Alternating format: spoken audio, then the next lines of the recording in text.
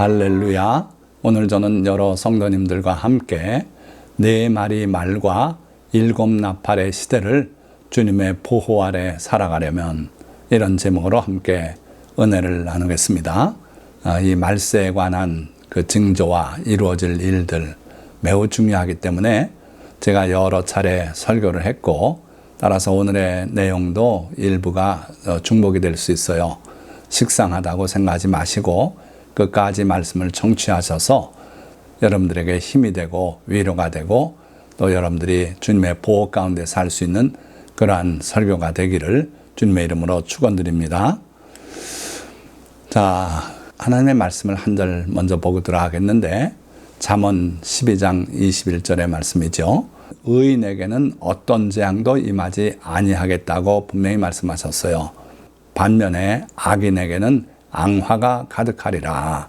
자, 이 말씀 말고도 오늘 끝부분에 가서 여러분들에게 은혜가 되는 귀한 말씀들을 증거할 텐데, 그 전에 우선 마지막 때에 일어날 재앙들 우리 살펴보고, 또 그 재앙을 인정하지 않고 하나님조차 인정하지 않는 사람들이 많은데, 심지어 성도 가운데도 사실 그렇습니다.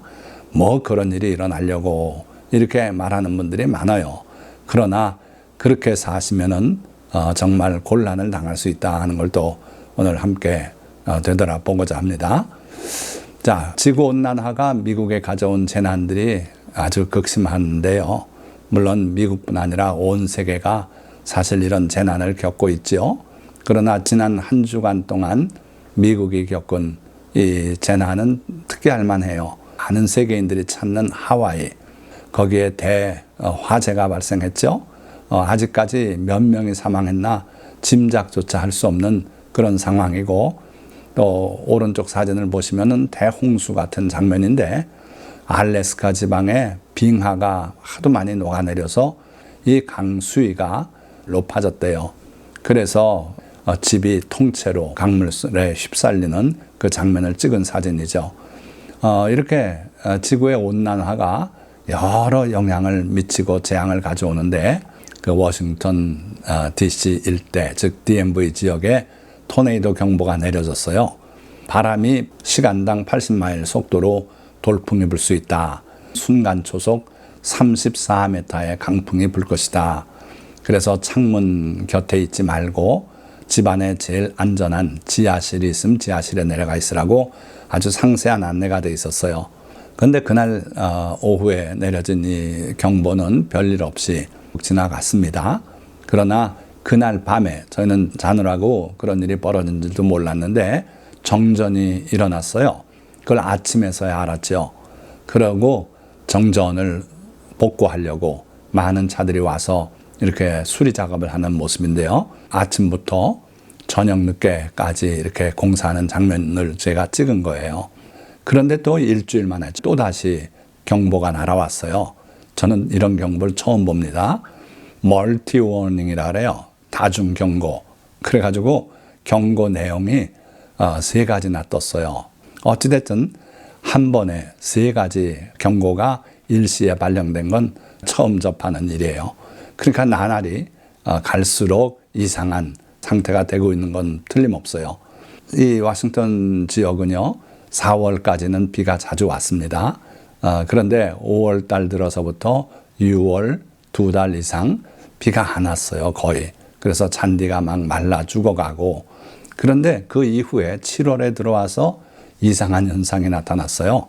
이 워싱턴 지역이 마치 열대 지방에 이 스콜에 유사한 강우 현상이 나타났어요. 하루에 한 번 내지 2번, 낮에 오후에 한 번 오고 또 밤에 내리고 이래요. 갑자기 내려요. 갑자기 구름이 콱 끼고 소나기처럼 내리고 이런 현상을 보게 됐어요.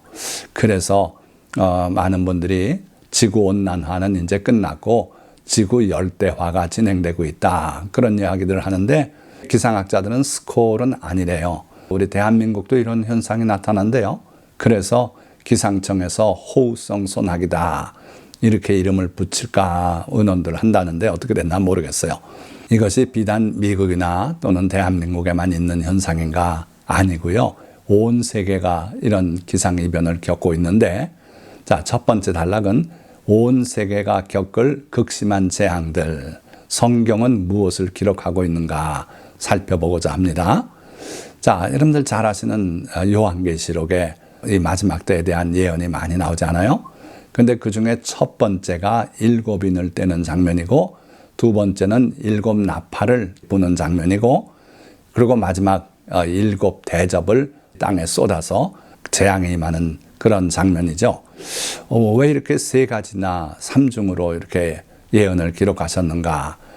회개하라고 기회를 주고 계신 거 아닌가? 그런 생각은 들어요. 자, 어쨌든 첫 번째, 하나님의 어린 양이 봉인된 그 7인을 하나씩 떼감에 따라서 이 땅에는 큰 변화들이 일어나는데, 첫 번째 인을 뗄 때 흰 말이 나오죠. 또 그 탄자, 두 번째 붉은 말과 그 탄자, 세 번째 검은 말과 그 탄자, 네 번째 청황색 말과 그 탄자가 이렇게 나오는데, 오늘이 어떠한 시점인가? 첫 번째 말이 나왔습니까? 첫 번째 말이 아니라 네 마리 말이 다 나왔어요. 첫 번째 말을 탄 자는 멸관을 받고 활을 가지고 또 이기고 또 이기려고 하고 있어요. 흰말, 백마, 기분 좋지요. 인본주의고 자본주의고 민주주의고 그 시대가 처음에 왔습니다. 자, 그런데 바로 이어서 붉은 말, 공산주의예요. 그래서 이 붉은 말을 탄 자는 큰 칼을 받았고 땅에서 화평을 제하고 서로 죽이게 하고 그런다 그랬어요. 공산주의 혁명이 일어나는 곳마다 수천만 명이 목숨을 잃고, 그러고 민주진영과 대립해서 전쟁을 벌이고 이런 일이 있지 않았습니까? 자, 그러고 이어서 검은 말이 나오는데, 손에 저울을 가졌고 식량이 천정부지로 값이 뛰어올라요. 흉년이 들어서 땅에 가뭄이 있고 농사가 안 되고 기근이죠. 이러다 보니까 이때 많은 사람들이 아사하고 그래요. 아프리카를 중심으로 이런 일이 많이 벌어졌죠. 또 북한에도 그런 일이 벌어졌었습니다. 자, 그러더니 마지막에 네 번째 청황색 말이 나오는데, 이 탄자의 이름이 사망이에요. 죽음을 가져오는 말이에요. 그래서 그 뒤에는 죽은 자들을 묻어야 하는 음부가 뒤따르더라 했어요. 그래서 지난 몇 년 동안 고생했던 코로나19라든지 이런 게 이 청황색 말이 이 땅에 나와서 뛰기 때문에 오는 현상이 아닌가. 그렇게 해서 1000만 명 이상씩 막 죽고, 오늘날도 이 네 마리의 말이 사라지지 않고 이 땅을 이리 뛰고 저리 뛰는 그런 세상이다 하는 거예요. 자, 그러나 이어서 7 천사가 나팔을 불어대는데, 그때에는 더 끔찍한 재앙들이 옵니다. 요한계시록 8장 1절에서 2절 말씀을 보니까 7째 인을 떼실 때에 하늘이 반시간쯤 고요하더니, 자, 여기 밑에 인터미션이라고 제가 사진을 하나 소개했는데, 이것이 이제 휴식 시간을 알리는 커튼이고요. 그 막이 결국 다시 올라가고 시작이 또 되죠. 연속이 되죠. 7째 인을 떼실 때에 하늘이 반시간쯤 고요하더니, 이게 바로 이 휴식 시간이 아닌가 하는 것이고, 그 기간이 얼마나 긴지는 모르겠어요. 그러나 2절 말씀 보니까 내가 봄에 하나님 앞에 7 천사가 서 있어 7 나팔을 받았더라. 바로 7 천사가 순서대로 나팔을 부는 그런 상황이 전개될 거다 하는 거예요. 자, 과연 막이 올라갔을까요? 어떻습니까? 올라갔지요. 벌써 올라갔고요. 또 천사가 그럼 나팔을 불었습니까? 8장 7절 말씀, 첫째 천사가 나팔을 부니 피 섞인 우박과 불이 나와서 땅에 쏟아지매 땅의 3분의 1이 타버리고 수목의 3분의 1도 타버리고 각종 푸른 풀도 타버렸더라. 요한계시록은 단순한 예언서가 아니고 묵시록이라 그랬습니다. 그 묵시록이란 것은 앞으로 일어날 일을 예언은 하되, 그 예언하는 내용이 상징에 가까운 그런 내용들이 많아요. 그래서 실제로 피가 섞인 우박이라 그거는 그렇지 않을 수도 있어요. 그러나 일단은 피 섞인 우박이다. 그리고 불이 또 나온다. 저 불똥이 올라가서요, 바람이 막 부니까 이리 가고 저리 가고 하는데, 날아다니는 불덩이들, 이게 어떻게 보면 하늘에서 불덩이가 쏟아져 내리는 것 같고 이렇게 돼서 곳곳이 타는데, 여러분들 2019년도죠. 한 해 동안에 불이 나서 탔던 지역을 세계 지도에 표시해 보니까 과연 3분의 1이 다 타버린 것 같은 그런 느낌이에요. 그런데 그게 또 그때로만 끝나는 것도 아니고요. 올해도 보니까 저 캐나다 쪽에 산불이 심하게 나가지고 그게 바람 타고 이 남쪽 미국의 동부 지역으로 날아오는데 한동안 시달렸고 지금에서야 이제 비가 오고 하면서 좀 수그러진 것 같아요. 자, 어떤 강력한 산불들, 이것이 바로 첫째 천사가 나팔을 불어서 온 재앙이 아닌가 하는 거지요. 자, 이어서 두 번째 천사가 나팔을 부니 이건 앞으로 일어날 일 같아요. 불붙는 큰 산과 같은 것이 바다에 던져짐에 바다의 3분의 1이 피가 되고 바다 생명 가진 피조물들의 3분의 1이 죽고 배들의 3분의 1이 깨지더라. 바다의 3분의 1이 피가 된다 그랬어요. 그 무슨 뜻입니까? 여러분들 여기 아래 사진 보시면은 이 왼쪽 사진, 플로리다 앞바다가 저렇게 피처럼 붉게 변한 적이 있어요. 도대체 이게 무슨 현상이냐? 과학자들이 연구해 보니까요. 바닷물 속에 다이노플라젤레이트라고 하는 미생물들이 많이 퍼졌어요. 이게 붉은 색소를 가지고 있어서 바다가 전체 피가 된 것 같이 이렇게 끔찍하게 보였죠. 이전에는 볼 수 없었던 이런 일이 발생했고 또 앞으로 두 번째 천사가 나팔을 보면 이 일이 전 세계적으로 일어날 것이다. 그래서 산불 심하게 일어났듯이 세계 바다의 3분의 1은 피처럼 변하고 이게 독소가 있어서 또 많은 생물들이 이것 때문에 죽어요. 그래서 바다 생명 가진 피조물들의 3분의 1이 죽고 배들의 3분의 1이 깨지더라. 자, 그 다음에 셋째 천사가 나팔을 부니 횃불같이 타는 큰 별이 하늘에서 떨어져 강들의 3분의 1과 여러 물샘에 떨어지니 이 별 이름은 쓴쑥이라. 물의 3분의 1이 쓴쑥이 되매 그 물이 쓴물이 되므로 많은 사람이 죽더라. 이 혜성이 지구로 다가올 때는 마치 횃불이 타는 것 같이 그렇게 느껴진다 그러죠. 자, 그래서 그런 별이 하늘에서 떨어져 강들의 3분의 1과 여러 물샘에 떨어졌다 그랬어요. 근데 그걸 먹는 사람들이 많이 죽었다 그랬어요. 왜 그렇습니까?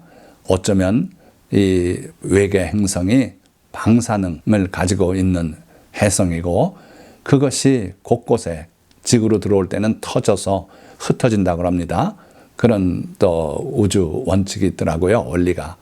그래가지고 세계 곳곳에 뿌려져서 많은 사람들이 그 오염된 물 때문에 죽는 그런 현상이 있겠다는 거죠. 자, 이어서 넷째 천사가 나팔을 부니 해 3분의 1과 달 3분의 1과 별들의 3분의 1이 타격을 받아 그 3분의 1이 어두워지니 낮 3분의 1은 비추임이 없고 밤도 그러하더라. 자, 이건 무슨 현상일까요? 해와 달과 별들이 다 타격을 받아서 3분의 1이 어두워진다 그랬어요. 별 100개 중에 30개가 어두워지고 나머지는 빛을 내고 이런 현상이 아니고 낮에 3분의 1 동안 어두워지고 밤에도 3분의 1이 어두워진대요. 비춤이 없대요. 자, 이런 현상은요. 지구에 엄청난 화산 폭발이 일어나면 그 화산재들이 대기에서 태양빛을 가려서 그 화산재가 있는 지역은 낮에도 해가 못 비쳐요. 이런 현상. 또는 핵전쟁이 일어나서 핵 그 구름이 가리게 되면 또 그런 현상이 일어날 거로 봅니다. 그래서 마지막 때에 대규모 화산 폭발 또는 핵전쟁 이런 것들로 인해서 그 구름 속에 있을 때 어두워지고 밤에도 어두워지고 이런 현상이 온다는 거예요. 자, 네 번째 천사가 나팔 분 것까지 말씀을 드렸습니다. 자, 이후에 세 개 천사가 부는 나팔 소리는 사람을 향한 직접적인 재앙이 돼요. 그래서 오늘은 시간 관계도 있고 또 제가 아직 이 부분에 대한 이해가 부족하기 때문에 말씀을 이 네 천사의 나팔 소리까지 소개했습니다. 자, 그런 네 재앙이 지나가고 나니까 8장 13절에 내가 또 보고 들으니 공중에 날아가는 독수리가 큰 소리로 이르되 땅에 사는 자들에게 화가 있으리니 이는 세 천사들이 불어야 할 나팔 소리가 남아있음이로다 하더라. 아직도 세 가지가 남았는데 인간을 직접 타겟으로 해서 다가오는 재앙들인데 이 화가 더 두렵다 해서 이렇게 공중에서 독수리가 날아가면서 외치더라. 그런데 신기하게도 대재앙을 믿지 않는 사람들이 있어요. 그럴 리가 있는가? 요한계시록 이건 어린아이들을 보는 이야기책과 다름이 없다. 막 이렇게 무시하는 사람들이 있는데 레위기 26장 22절 말씀 보니까요. 너희가 나를 거슬러 내게 청종하지 아니할진대 내가 너희의 죄대로 너희에게 7배나 더 재앙을 내릴 것이라. 자, 하나님께서는 재앙을 내리실 수 있는 분이에요. 인류를 다 심판해서 노아 홍수 때 없애버리지 않았습니까? 노아의 가족들만 남아서 오늘 현생 인류가 됐다고 봐야 돼요. 자, 그런 능력의 하나님인데 하나님께서 재앙을 예고하셨는데 그걸 코웃음을 치고 또는 단순히 무관심해서 에이, 난 관심 없어. 난 그런 거 안 믿어. 이러면은 하나님께서 그거를 거역하는 걸로 보신다는 거예요. 나를 거슬러 내게 청종하지 아니할진대 하나님께 귀를 기울이고 말씀을 듣고 회개하라 그러시면 회개하고 이래야 될 텐데 그렇지 아니하기 때문에 내가 너희의 죄대로 너희에게 7배나 더 재앙을 내릴 것이라. 원래 계획하시고 선지자를 통해 예고하신 것보다 7배나 재앙을 더 내리시겠대요. 이러면 어떻게 인류가 살아남겠습니까? 끔찍한 일 아닙니까? 그러니까 여러분들도 하나님이 말씀하신 이 재앙에 대하여 관심을 가져야 돼요. 신명기 28장 59절에는 여호와께서 내 재앙과 내 자손의 재앙을 극렬하게 하시리니 그 재앙이 크고 오래고 그 질병이 중하고 오래일 것이라. 자, 여러분들 이번에 코로나가 다행히 이제 거의 다 종료가 된 것 같습니다. 그런데 하나님께서 하신 거 아닙니까? 백신이 나왔기 때문에 코로나가 없어졌습니까? 그건 아니라고 전문가들이 다 말하고 있어요. 왜 코로나가 갑자기 그래도 수그러졌는지 아무도 설명을 할 수가 없어요. 하나님이 멈추게 하신 거예요. 그래서 여러분들이 이번에 코로나 사태를 돌아보면서 교훈을 얻으시기 바랍니다. 하나님께 회개하고 우리가 순종하지 않으면 하나님이 작정하신 재앙이 더 오래 갈 수도 있고 더 심하게 또 우리를 짓누를 수도 있다 하는 거예요. 자, 마지막으로 세 번째 단락, 환난 날에 주님의 보호를 받으려면 어떻게 해야 할까요? 시편 57편, 다윗이 사울을 피해서 도망갔다 동굴 속에 살 때 기록했던 시편이라고 알려져 있어요.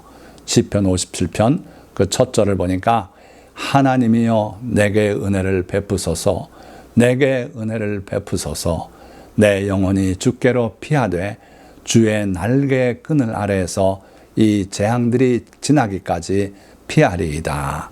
분명히 재앙이 다가올 때 피할 길이 있다는 거예요. 피할 처소가 있다는 거예요. 다윗에겐 그랬어요. 우리는 어떻습니까? 여러분들도 하나님을 믿고 의지하고 사랑하고 그에게 여러분들의 삶을 맡기면은 하나님께서 이 날개 그늘을 열어주실 겁니다. 그래서 다윗은 주께로 피하되 주의 날개 그늘 아래에서 언제까지? 이 재앙들이 지나기까지 피하리이다. 자, 하나님께서 자기 백성 이스라엘을 애굽에서 불러내실 때에도 애굽에 재앙을 내리시는 중에도 자기 백성에게는 넘어가는 즉 6월절의 은혜를 베푸신 그런 하나님이세요. 마지막 재앙에서는 왜 자기 백성을 돌보지 않으시겠습니까? 돌보실 겁니다. 그러니까 환난 날에 주님의 보호를 받으려면 어떻게 해야 하는가? 세 가지 말씀드리겠어요. 첫째는 악한 길과 행위에서 돌아와야 해요. 예레미야 26장 3절 그들이 듣고 혹시 각각 그 악한 길에서 돌아오리라. 그리하면 하나님이 바라시는 건 바로 이거예요. 듣고서 악한 길에서 돌아와라. 그리하면 내가 그들의 악행으로 말미암아 그들에게 재앙을 내리려 하던 뜻을 돌이키리라. 돌이키리라. 하나님은 말씀하시고도 체면이 구겨도 그들이 돌아오기만 하면 그 재앙을 돌이켜서 안 내리겠대요. 자, 또 13절에 보니까 그런즉 너희는 너희 길과 행위를 고치고 너희 하나님 여호와의 목소리를 청종하라. 그리하면 여호와께서 너희에게 선언하신 재앙에 대하여 뜻을 돌이키시리라. 자, 하나님은 변개하지 않는 하나님이라고 사무엘 선지자는 말씀했습니다. 그건 하나님의 성품이 변하지 않는다는 뜻이에요. 그러나 하나님께서 작정하신 일은 바꾸실 수 있는 그러한 주권적인 하나님이십니다. 그러니까 재앙을 선포하시고도 돌이키기만 하면 그 재앙에 대한 뜻을 돌이키리라. 그 재앙을 취소하고 그들을 다시 받아주시겠다, 그런 거예요. 그러니까 이 마지막 때에 우리가 이 모든 재앙에서 보호받는 길은 악한 길과 행위에서 돌아와야 해요. 하나님께 돌아와야 됩니다. 두 번째는 전능자의 그늘 아래에 살아야 돼요. 돌아와서 잠시 있다 또 집 나가버리면 소용없어요. 하나님의 날개 그늘 아래 재앙이 지날 때까지 피하겠다 그러지 않았습니까? 그렇게 전능자의 그늘 아래 살아야 한다. 시편 91편 1절에서 3절 말씀이에요. 지전자의 은밀한 곳에 거주하며 전능자의 그늘 아래에 사는 자여, 나는 여호와를 향하여 말하기를 그는 나의 피난처요 나의 요새요 내가 의뢰하는 하나님이라 하리니, 이는 그가 너를 새 사냥꾼의 올무에서와 심한 전염병에서 건지실 것이미로다.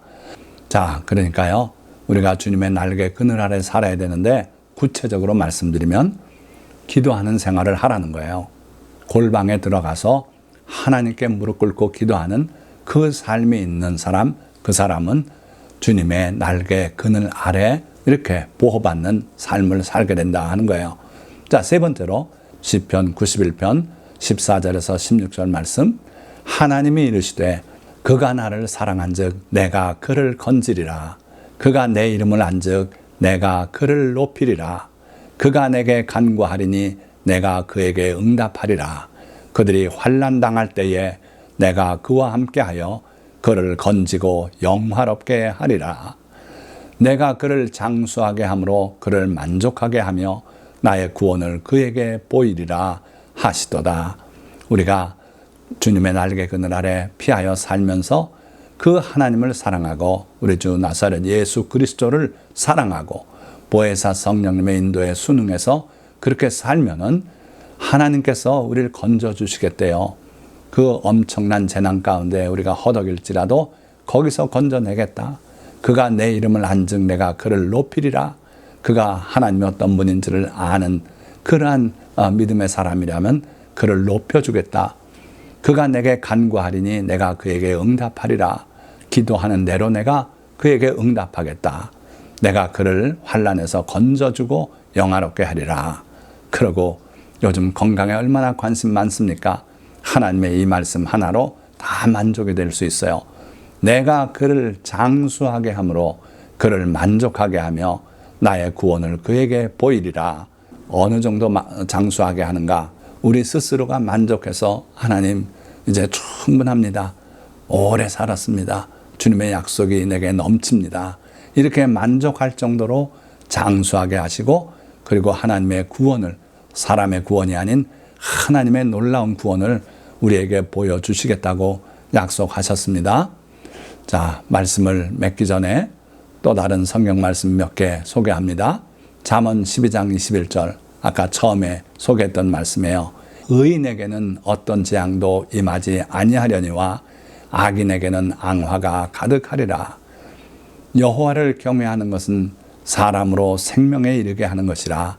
경외하는 자는 족하게 지내고 재앙을 당하지 아니하리라. 1000명이 내 왼쪽에서 10,000명이 내 오른쪽에서 엎드러지나 이 재앙이 내게 가까이 하지 못하리로다. 가난한 자를 보살피는 자에게는 복이 있으며 재앙의 날에 여호와께서 그를 건지시리로다. 자, 오늘 이 모든 말씀이 여러분들의 말씀이 되기를 축원드립니다. 그래서 재앙을 당하지 않고 재앙에서 지켜보호하심을 받고 건지심을 받는 여러 성도님들이 다 되시기를 예수 그리스도의 이름으로 축원드립니다. 자, 말씀을 맺겠습니다. 우리가 살고 있는 이 때는 인류가 과학 문명에 도취되어 하나님을 무시하고 탐욕과 음란과 살인과 우상 숭배 속에 살고 있는 마지막 때입니다. 이때는 또한 요한계시록의 4마리의 말과 그 탄 자들이 세상에 나와 두루 뛰고 있고 하늘에서는 7 천사의 재앙의 나팔이 불리기 시작하는 때입니다. 그래서 각종 기상이변과 재난은 일상화되고 있으며 전 세계적인 대규모 산불은 첫째 천사가 나팔을 불 때 피 섞인 우박과 불이 내려 땅 3분의 1과 수목의 3분의 1이 불에 탈 것이라는 예언을 연상하게 합니다. 이때 우리는 회개해야 합니다. 그렇지 않으면 예정된 것보다 7배나 강한 하나님의 재앙을 불러들여 인류는 종말의 심판을 자초할 수도 있기 때문입니다. 그러나 이제라도 회개하고 주께 돌아와 주님을 사랑하며 그의 날개 그늘 아래 거하면 주께서 뜻을 돌이키시거나 적어도 우리가 이 모든 재앙을 이기고 주님을 영접할 수 있게 하실 것입니다. 오늘 이 설교 말씀을 보신 모든 성도님들, 주님의 날개 그늘 아래서 승리하시고 하늘나라로 옮겨가는 여러 성도님들이 다 되시기를 예수 그리스도의 이름으로 축원드립니다. 기도하겠습니다.